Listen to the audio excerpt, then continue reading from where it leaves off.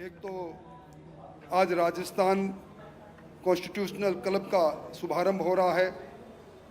बरसों से जब कभी भी दिल्ली के प्रवास पर जाया करते थे, मन में एक बात उठा करती थी, क्या क्या क्या कभी ये संभव होगा कि हमारे राजस्थान में भी कोई ऐसा मंच मिलेगा, कोई ऐसा क्लब होगा जहां पक्ष विपक्ष, नए और पुराने मान्य सदस्य विचारों का आदान प्रदान करेंगे। मैं अध्यक्ष महोदय आपको और मुख्यमंत्री जी आपको धन्यवाद देना चाहूँगा। दूसरा, आज के लम्हे यादगार इसलिए भी है कि अभी हमारी विदाई फोटो सेशन हुआ है। आपका इसके बाद सुरुचिपूर्ण भोज भी होगा। अब 15वीं विधानसभा और के बाद शायद हम 16वीं विधानसभा में मिले, परंतु अब तक जो चुनाव का इतिहास रहा है, लगभग 65% हमारे विधानसभा के साथी किसी न किसी रूप में अगली विधानसभा में हमसे मिल नहीं पाते। इसलिए आज का दिन हम सब की यादगार होगा। नई विधानसभा के बाद किस क्लेवर में, किस तेवर में, किस अंदाज में मिलेंगे, ये समय बताएगा। मैं अध्यक्ष महोदय आपको इस बात के लिए भी बधाई देना चाहूँगा कि आपके कार्यकाल के अंदर विधानसभा ने कई कीर्तिमान स्थापित किए। 25 वर्षों में सर्वाधिक बैठकें आपने की, विधानसभा की प्रोडक्टिविटी सबसे अधिक रही, सबसे ज़्यादा प्रश्नकाल चला, और इसके बाद भी हमारी पूरी कार्रवाई यूट्यूब के माध्यम से राजस्थान के आवाम को दिखाने का आपने बंदोबस्त किया। इस विधानसभा के गरिमापूर्ण इतिहास को डिजिटल म्यूजियम के माध्यम से आपने संरक्षित करने का काम किया। वहीं आपके नेतृत्व में सीपीए ने एक नई पहचान पाई और कई देश के ख्यातिमान लोगों के हमें विचार सुनने का मौका मिला। मैं समझता हूं कि निश्चित तौर पर ये मंच है जिस मंच पर हम आपस में विचारों का आदान प्रदान कर सकते हैं। मुझे याद आ रहा है, जब मैं विश्वविद्यालय की राजनीति से पहली बार विधानसभा में गया तो पुरानी विधानसभा में विधानसभा के सदन के अंदर कम बैठा करते थे।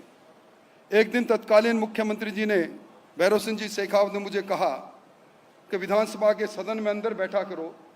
तो मैंने कहा कि इसमें कोई नवाचार नहीं, कोई नई बात नहीं। तब उन्होंने एक बात कही थी, ये जो 200 सदस्य चुनकर आते हैं, इन 200 के अंदर कोई ना कोई खूबी है, कोई ना कोई विशेषज्ञता है। इनके अनुभव और इनका ज्ञान जो किसी दूसरे के पास नहीं है, पर इस ज्ञान को तभी प्राप्त कर सकता है कोई व्यक्ति जब सदन के अंदर बैठे। मैं समझता हूं कि विधानसभा के अंदर इस लोकतंत्र की जननी हमारे देश को कहा गया। इस लोकतंत्र की जननी के अंदर हम लोकतंत्र के प्रहरी के रूप में काम करते हैं, और हम सब लोगों को अलग अलग समय में अलग अलग अनुभव भी होते हैं, परंतु हम उन अनुभवों को साझा नहीं करते। गहलोत साहब को मालूम होगा, पहले फाइनेंस कमीशन आया करता था, केंद्रीय फाइनेंस कमीशन हमारे टैक्सेस का डिवोल्यूशन किया करता था। उस समय पक्ष भी, सत्ता पक्ष भी, मुझे याद है भैरव सिंह जी शेखावत प्रतिपक्ष में हुआ करते थे। कई बार इस प्रदेश के हित के लिए वो भी ज्ञापन दिया करते थे कि उस कमीशन को, वो समय भी था और आज भी इस बात की बहुत आवश्यकता है। और मैं समझता हूं कि इस प्रकार का जब क्लब बनता है तो मान्य सदस्य का हैप्पीनेस इंडेक्स भी बढ़ेगा। आज हमें आज़ादी का अमृतकाल मना रहे हैं। यह संयोग की बात है कि देश के अंदर अब नई लोकसभा के अंदर भी प्रवेश हुआ, और मैं तो ये कहूँगा कि ये जो कॉन्स्टिट्यूशन क्लब बना है, इसका लाभ कौन लेगा? क्योंकि अभी हमने देखा कि इस लोकसभा और राज्यसभा ने एक नारी शक्ति वंदन विधेयक को पारित किया है। हमारी फिर मुलाकातें होगी तो 33% हमारी बहनें होगी। इस समय निश्चित तौर पर इस जनतंत्र के अंदर सरकारें बदलती रहती है, जन को अधिकार है तंत्र को बदलने का, पर जो भी तंत्र है हम सब के मन में एक ही बात रहती है कि हमारे प्रदेश का विकास कैसे हो।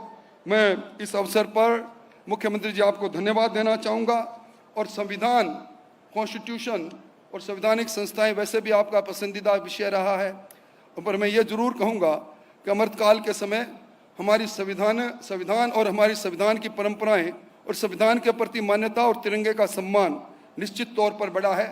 विश्व के परिप्रेक्ष्य में भी आज G20 के बाद हमारे मुल्क की ऊंचाइयां बढ़ी है। हम सब लोग मन में एक ही कल्पना है कि जिस संविधान से हम शासित हैं, उस संविधान के दरमियान अपने अपने अनुभवों को, अपने अपने ज्ञान को राज्य के हित में कैसे बांटें। अंत में निश्चित तौर पर लोकतंत्र को मजबूत करने के अंदर ये कॉन्स्टिट्यूशन क्लब अपनी भूमिका निभाएगा। हमारे आचार विचारों को आपस में बांटने का, अनुभव बांटने का केंद्र बनेगा। एक नवाचार, एक शानदार काम के लिए मुख्यमंत्री जी आपको और विधानसभा अध्यक्ष जी आपको बहुत बहुत मुबारकबाद, बहुत बहुत बधाई, बहुत बहुत धन्यवाद। धन्यवाद, बहुत बहुत धन्यवाद माननीय नेता प्रतिपक्ष श्री राजेंद्र राठौड़ जी।